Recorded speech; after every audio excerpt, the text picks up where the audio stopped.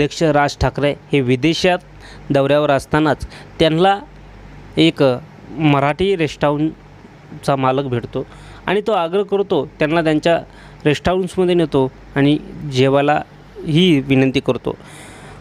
पण राजसाहेब ठाकरे हे जेवण्याचा नकार करताय आणि हा किस्सा त्यांना विदेशाहून आल्यानंतर महाराष्ट्रात सांगितला. आणि त्याचबरोबर त्यांनी सांगितलं की येणाऱ्या जी काही विधानसभा निवडणूक आहे ती विधानसभा महाराष्ट्र नवनिर्माण सेना या मोठ्या संख्येनं लढील असं तेही म्हणले. 225 ते 250 जागा आपण महाराष्ट्र नवनिर्माण सेना लढणार आहे.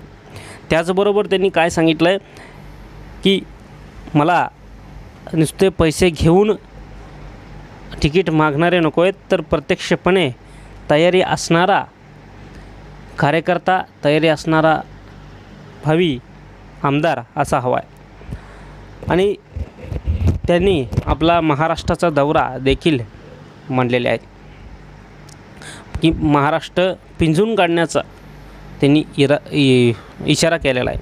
आणि याच सर्व घटनेवर ते अजितदादा यांच्यावर त्यांनी टीकाग्रस्त केलेला आहे की लाडकी बहीण योजना महाराष्ट्रात सध्या चर्चा आहे, पण याच लाडक्या बहिणीची जी काही योजना होती ती योजना न काढता लाडकी बहीण आणि लाडकी भाऊ जर एकत्र आले असते तर दोन्ही पक्षाचे कल्याण झाले असते असे देखील राज ठाकरे म्हणलेले आहे. महाराष्ट्र नवनिर्माण सेनेचे अध्यक्ष राज ठाकरे यांनी घोषणा करताच इकडं विरोधकांमध्ये तंडीदूत लागली.